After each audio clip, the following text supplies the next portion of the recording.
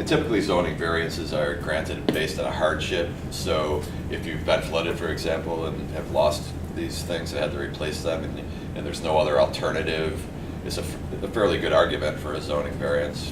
But not to say that it's a guarantee, and then there's more expenses if you want to hire a professional to help you with that, so on and so forth.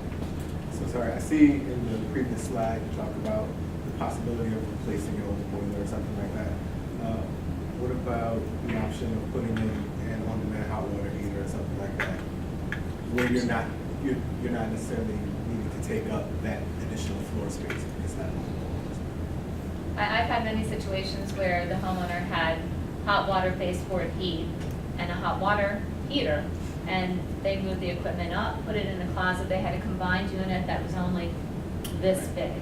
You know, it was able to go into the closet as opposed to all the space it's taking for it. Absolutely.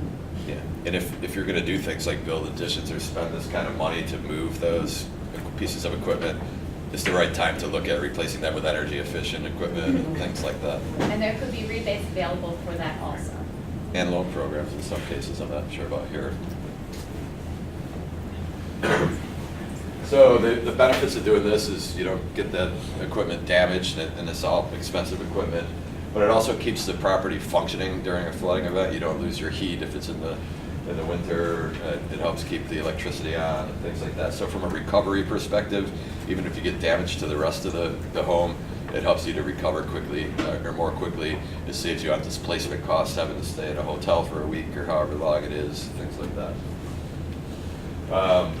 Typically, this is a relatively inexpensive option, and it's hard to put a range to it because it might make sense just to move the laundry, or just to move the furnace, or just to move the hot water heater, or all the way up to putting a small addition on and moving everything into it. So it's really, this is almost like a pick and choose menu of what makes sense based on what the structure will let you do, what the space will let you do, and what you can afford to do. So if the furnace is the most expensive thing and you've got a certain amount of money to spend, maybe you just want to spend a little bit and get that very expensive piece of equipment out of the way. So this is an option that has a lot of flexibility.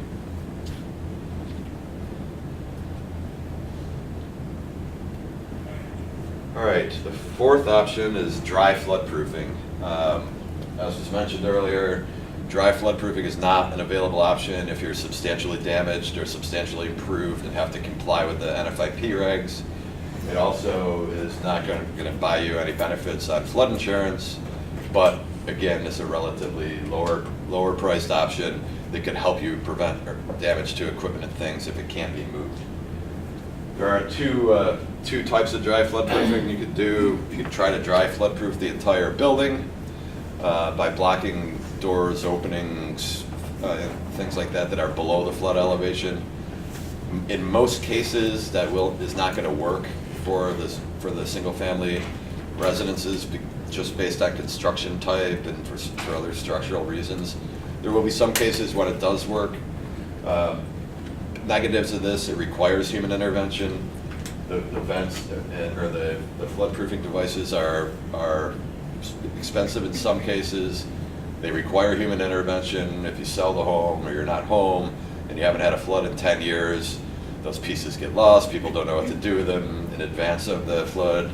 So those are the reasons why FEMA won't allow it to reduce insurance, because it's out of their control. In some cases they can work. Also, another possibility is dry flood proofing of certain rooms. If you have your utilities in a room that's below the flood elevation, it may be possible just to flood proof that room within the house. Same benefits of protecting the equipment, same lack of benefits when it comes to all the negatives that I mentioned. So, for example, with this one, if you picture a typical basement or cellar with a furnace on the ground level, if the flood elevation is only a few feet high around it, you could potentially build a concrete wall around it with a flood-proof gate that you could get in and out of. So the basement would flood, but that would be like an island in the middle that would be dry. That may be an option in some cases. On the exterior, there's no real visual impact aside from the gate. Yeah. Is that right? Yeah, on your average day, there's nothing there. Some of the devices require that you need installed tracks and things like that, to fasteners, but most of the designs there are pretty good with the newer stuff. You can do it in an aesthetically pleasing way that isn't gonna really cause a lot of harm. When it comes to closing off the interior space, Yeah. would that involve, in some cases, pulling the boiler up onto a platform or something like that before you close it? That's number 5. And there could be a combination. It's important to mention too, we're going through the standard recommendations, but there could be combinations, and there could be cases where almost all of these things don't make a lot of sense, and there could be more options and we should probably talk about having a kind of a free flow space in the template where we could talk about that. I was gonna say, when I replaced my boiler, he put that on a foot.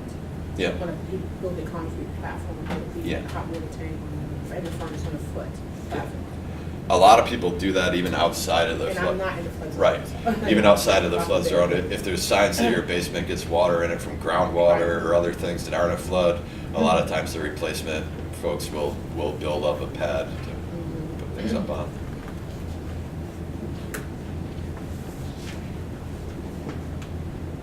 Typically, dry flood proofing is used when the flooding is less than 3 feet deep, and that again goes to the structural, the hydrostatic pressure on the building. Also, these things are prone to leakage. It doesn't. You're not gonna, if you get 3 feet of water around your house and it's dry flood proofed, you're not keeping it all out. You're keeping it from being 3 feet high inside the house, but any way it can find to get in through vents, through electrical conduits, around plumbing, its water tries to find its own way and it's going to try to get in. So some of our, we have one of our building science guys who's helped FEMA write a lot of their technical publications, and he is not a fan of dry flood proofing at all because it's not 100%. And we have to make sure that we don't give people the perception that it's going to be 100%. When they do it, it's really a stopgap measure. It's better than sandbagging, not as good as elevating. I think the statistic was in New York City following Superstorm Sandy that 95% of the systems that required human intervention failed because people didn't know where the parts were, they didn't know to close the door. So it doesn't have a proven track record when it requires human intervention. Fun story along those lines. You think, okay, well, a homeowner might not remember what to do this if they haven't seen a flood in 10 years, or if they sell the home, they may not know what to do with it. In East Hartford, Connecticut, one of the floods back in the 90s, there's a whole levee system on both sides of the Connecticut River between Hartford and East Hartford. In the city of East Hartford, a portion of the levee is missing. It requires a stop log floodgate because a road runs through it. It's the only breach in the levee. It's a design breach in the levee. Administration had changed several times. Public Works Director had changed several times. The flood came. Nobody knew where the equipment was stored. It flooded a quarter of the town because this multi-million-dollar design fix was never deployed. So, much bigger example of a residential thing, but it's one of the negatives of flood proofing.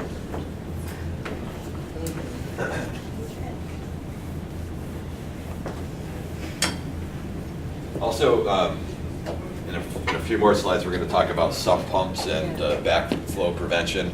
Typically, when you do dry flood proofing, it also requires a sump pump and backflow prevention to take care of some of that seepage and water that finds its way through. Typical cost of this can be anywhere from $5,000 to $50,000. Again, one of those ones that's really hard to put a range to. If you only have 2 doors, if you're on a slab on grade and there's only 2 doors that the water could, overland flow of water could go through, then it's less expensive because you're only dealing with those 2 openings. I did a more full detailed building on Staten Island. It was an 86 unit co-op building, and between the doors, the windows, and air conditioning unit openings below BFE for that particular large multifamily building, it was $250,000 to flood proof that building. So typically it shouldn't exceed 50. That was a multifamily. Right, it was multifamily, large footprint Yeah. building, And it was somewhat unique that every unit had like a 3-foot by 2-foot opening in the wall for AC units, and those were all like $3,000 a piece. So it really, the cost of this one is driven by the number of openings you need to do, whether or not you need a sump pump, and whether or not you have to do other things in combination with it. And again, with these ranges, when these top 3 or 4 recommendations are made, our auditor, then the engineer who reviews, and then our cost estimator will hone that range down. So when you go in, you won't be saying $5,000 to $50,000. You'll be saying 5 to 10 or 40 to 50, perhaps.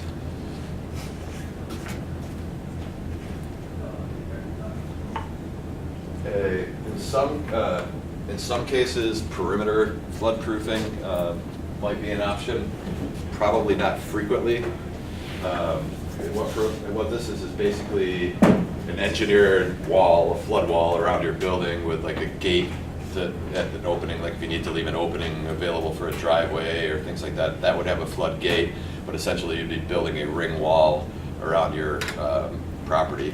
It can be an engineered ring wall, which gets a little bit costly. It has to be, designed by an engineer, properly sized, proper footings, right elevation. Requires backflow prevention to keep the water from picture a stormwater or a sewer line running through under the ground at the property. Now you build a wall around it, so in the flood everything is surrounded and you're like an island in the flood. Again, water always trying to find its path, what can come up through the septic system or the sewer system rather, and flood the house out from the fixtures, sinks, bathtubs, toilets, things like that. So you need to do backflow prevention and a sump pump, because remember the water, it's usually raining when these things happen, and there'll be seepage and water coming from other areas, so it requires those things. In some cases, this is an option it may be the only option. In some cases, it may be a very good option. We just did a multifamily building as a pilot, and in that particular case, there are a lot of reasons why we couldn't dry flood-proof. There are a lot of reasons why we couldn't dry flood-proof rooms on the first floor below the flood. And obviously, with the bigger multifamilies, you can't elevate. So this ended up being the #1 recommendation in that particular instance.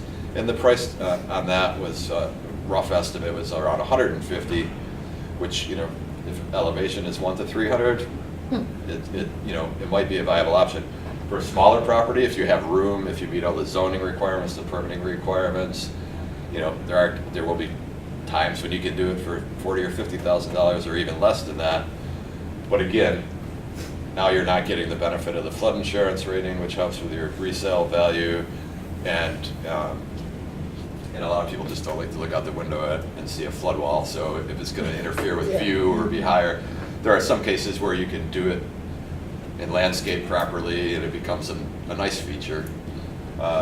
Some people also don't like it because it requires maintenance long term. None of these things last forever.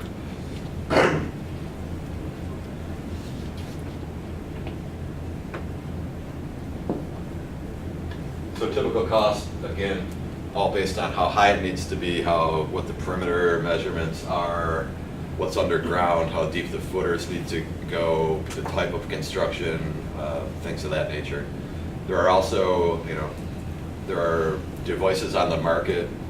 One name brand is Tiger Dams, where you can, if you know the flood is coming, you can roll out these tubes around your house and fill them with water, and some of them work very effectively.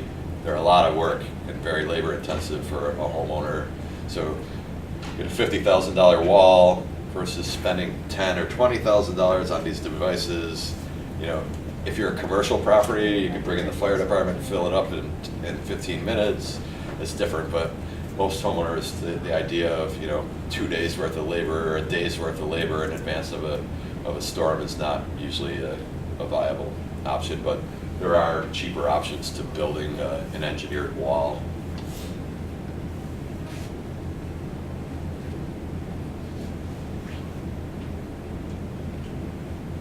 So installing a sump pump, this one could be a standalone option, or it can complement or come along with the perimeter flood protection option, dry flood protection option.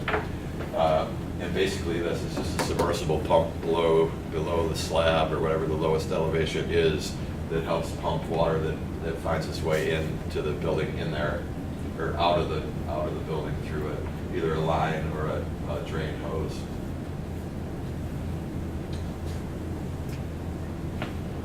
And these are, depending on the size of the property, relatively inexpensive, $5,000 to $20,000. I think there'll be many cases where they could be less than $5,000. The typical small one that you see in your own basement, those are usually a little bit less than that to install. What really drives that price is the size of the pump and the number of pumps that you need. Did another bigger site, and it was about a $60,000 pump, but it was a large commercial type of property. So in most cases, they're going to be closer to that $5,000 side of the range. Question on sump pumps. Yeah. This is just for the dry, the dry work, not for the wet proof. Right. For wet flood proofing, the whole idea is to make a space that can flood and drain all by itself. Because during Superstorm Sandy, those sump pumps did not work. No. Because power went out. No, not designed for that. It's designed for, picture you build the wall around it, or you dry flood proof the building, right? But you have an electrical conduit where your electric wires might come up from out from under the ground. Water may get into your building through that, or it seeps through the slab, or it can come in from any number of areas. So now you've flood proofed your building to keep the water out of it, but you're getting water a smaller amount, but you're getting water inside. You have to have a way to get that out. But no, not for the wet flood proofing option. And then I mentioned sewer backflow preventers.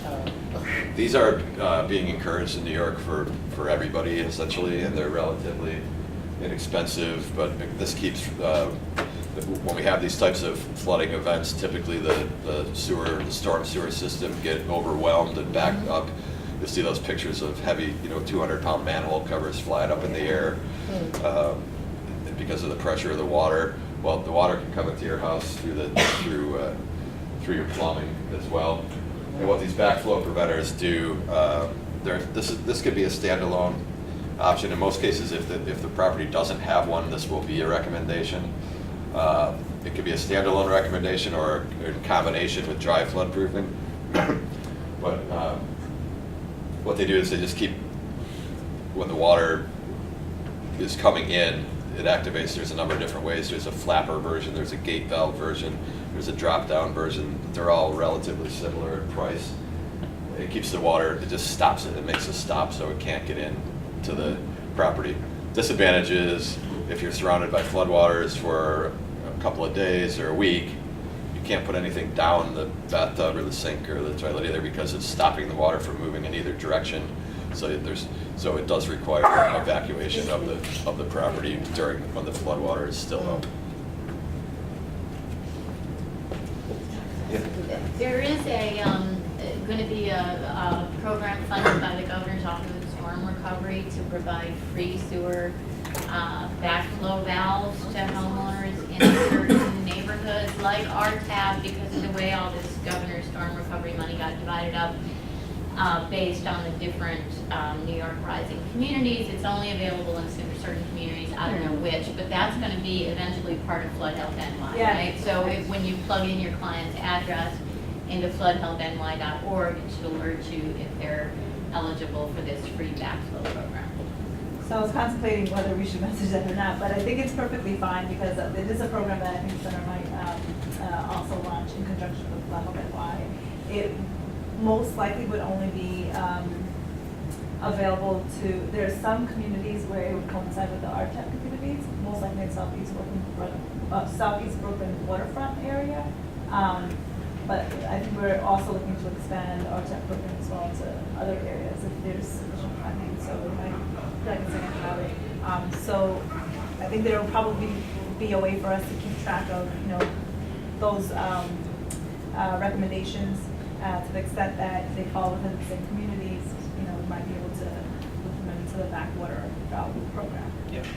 And is that program, does it cover the valve or installation? Do you know? I think it's both. Installation, yeah. Installation, yeah. So valves are very inexpensive, it's the installation. Right. I think it's somewhere between, well, as we were told, $5,000 to $10,000 might be the cap for this particular program. Okay. On some instances, it could be a little bit more expensive, I know, given the, you know. There's a building lot times. of, yeah, there's a lot of, we use 12 to 5,000. There used to be a standard number, I've seen it in a bunch of different literature that I can't cite off the top of my head, where they say, oh, they're $1,200 is the average cost, but $1,200 is a good cost if your pipe comes out into a grassy lawn and you can dig down with a shovel and put it in.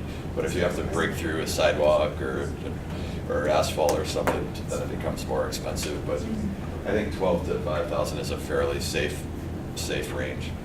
But everybody's, so, you know, it all depends on the level of how careful you are when you give your cost estimate. 5 to 10,000 is an extremely safe range. This is probably a safe range as well.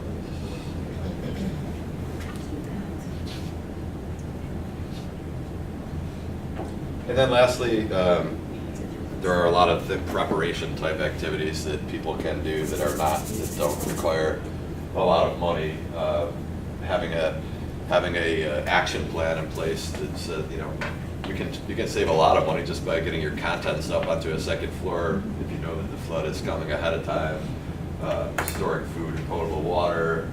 There's even vendors that sell products to bag furnaces and utilities and things like that. These are like very low cost options when there's nothing else and no other good options available.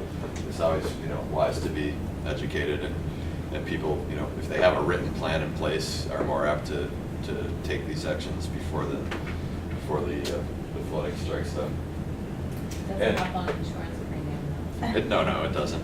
A lot of these don't, but also, you know, if you do renovations and reconstruction anyways, considering, you know, different types of waterproof flooring or flood damage resistant materials instead of, you know, carpeting or different products. There's a lot of materials like that on the market. Again, doesn't have flood insurance, doesn't prevent damage, but it minimizes the cost of the damage when you do. Cost of the damage and the cost of recovery when you do have that. So those are the key things we'll be looking at and selecting from when we go through the tool. I know we're dealing mostly with the structure, but you bring up the walls, so then I think about the possibility of landscaping impacting, so like a swale and burn system that draws water away from the house at all, brings it back toward stormwater drains. All of that will have to be taken into consideration. If we decide to make that recommendation and things like that are visually noticeable to us, there'll be areas where we'll say, you know, this, you know, during design, you should need to consider X, Y, and Z, but that perimeter option will come with a pretty heavy disclaimer that says you need, you know, all of these things you need to get a designer to design it and tell you how much it's going to cost. This is just to guide you to what, you know, we're using engineering and architecture judgment as to whether it looks like it's going to work, but you're still going to need to have it designed, and all of those factors will come into play. Do you have a question? Oh, no. Yeah, some will require more design work than others. You know, the perimeter wall will probably be at the high end of that. The elevation maybe at the high end of that. The elevation, again, like a slab on grade, is way more difficult to elevate than a building that does have a basement type foundation, because you need to have something to lift up. You essentially have to go under the slab and lift that. We mentioned balloon frame construction, and what that is when like the carrying beams of your walls are sitting right on your foundation without a sill that you can get under. That either makes it undoable or makes it extremely expensive. So there's all of these factors come into play, and we'll be able, you know, from experience and engineering judgment, be able to make statements about that will work their way into the report, but we're not designing any of the solutions. Along the lines of preparedness, are you guys going to talk at all with homeowners about things like replacing drywall and cool BFE, relocating outlets and other components to not necessarily fix flood insurance premiums, but increase preparedness and recovery? Yeah, I threw the slide in as sort of a catch-all, lowest level recommendation, and we haven't been thinking in that direction a lot because we haven't had the luxury of having tons of options, but I think there should be some type of free text area, if you will, in the report where things like that could be noted.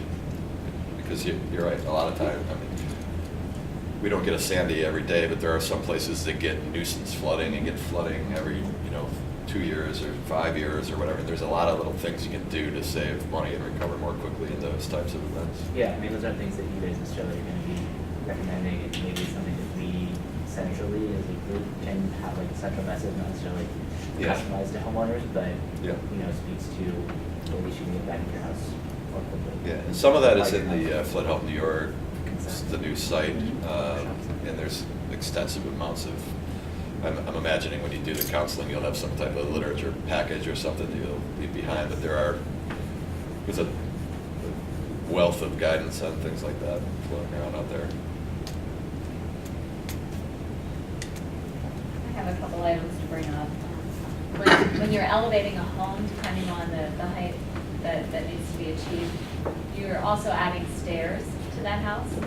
So depending on the neighborhood and what the base flood elevation is, you could go up 2 or 3 steps, or you may wind up going 8 feet up in the air. So then homeowners need to consider, they now have stair access, those stairs have to go someplace on their property, and do they have enough room if they're right on a property line or on a curb? Yeah. So those are some limiting factors and items that need to be incorporated. That's also an accessibility Senior issue. homeowners It's- have upstairs now. Yeah, definitely accessibility issue. Yeah, there are regulations, I'm glad you brought up accessibility, I forgot about that, but there are FEMA regulations anyways, and this will have to obviously be compliant with New York City's building code, but in the FEMA regulations will allow for certain types of elevators to be installed if the property is elevated to provide for elderly or ADA access. They have to be designed a certain way to be able to be floodable. The mechanicals have to be up top instead of down below, but that could be a very serious consideration for a lot of people, and it definitely can be done. It adds to the cost. Then there'll be other things depending on if people want to do elevation, depending on how they want to fund it. I'm assuming most people will be looking for grants or different avenues like that and not wanting to borrow that money or take it out of their savings. A lot of the grant programs, FEMA programs, for example, HMGP or the pre-disaster mitigation grant programs, are specific about what they'll pay for and not pay for. A lot of my experience doing this, unfortunately, is with wealthier people on the coast in Connecticut, so the tricks that they try to do are different than what will happen in reality with a lot of these homeowners, but a lot of times, okay, you're interfering with your siding, you've got to build steps, a lot of the grant programs will pay for the bare basics, like replacing in kind what was disrupted. They won't, a lot of people try to, if I'm going to go through this and be out of my house for 6 months, I want to redo the windows and the siding and add a new deck and all. So there's a lot of things like that the grant programs kind of kick out. Along those lines, Scott, I was wondering if you could speak to ICC. If you flip back to your slide of the home on a crawl space with flood vents installed,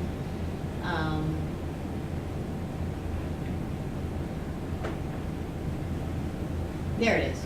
Okay, so in this situation where the installation of flood vents, or let's say this was filling in a basement and installing flood vents, where that results in the lowest floor being at or above base flood elevation, if that homeowner was substantially damaged and qualifies for ICC, is ICC accessible to pay for that retrofit to the house, do you believe?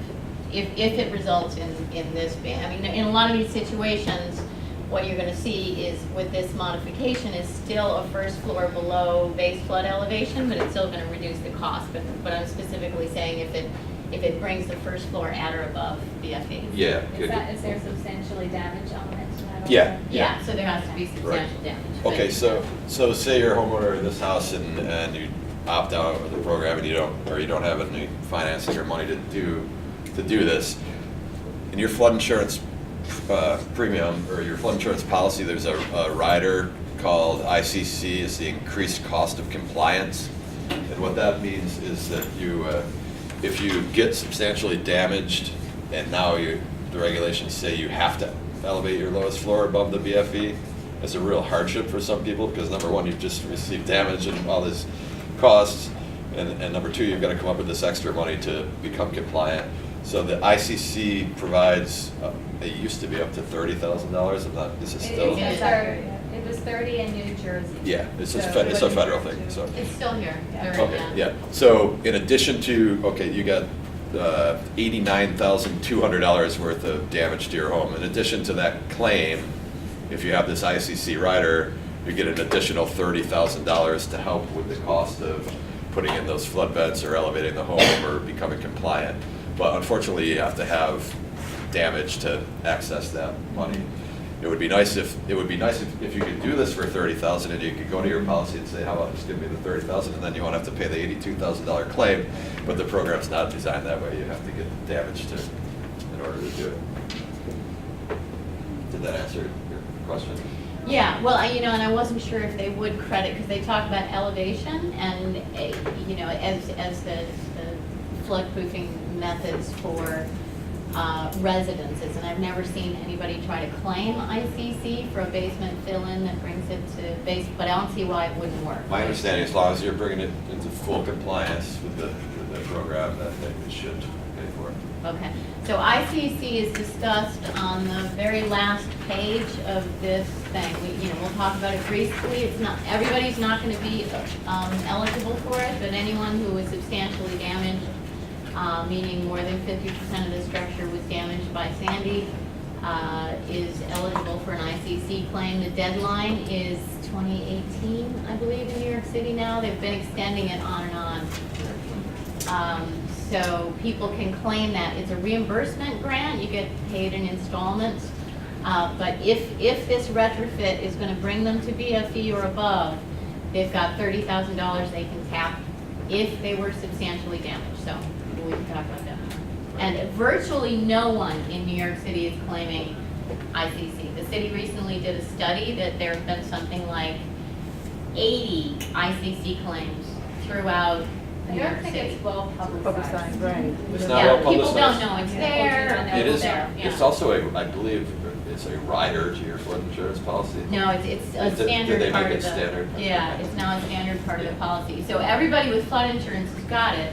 Only seriously damaged people can claim it, and some tiny subset of those, first of all, know that they can claim it, and second of all, can do mitigation for $30,000, or can tap other funds to make up the difference. Because anybody who has to elevate their house, $30,000 isn't going to get you anywhere close, right? But if you can do it through basement fill-in or crawl space vent installation, tap that $30,000.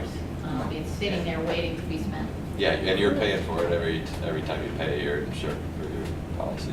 And I know this is more of a question for the center than for you, but you mentioned grant programs, acronyms that I haven't heard of, and wondering if that'll be part of the Training. options and trainings that we provide to the clients.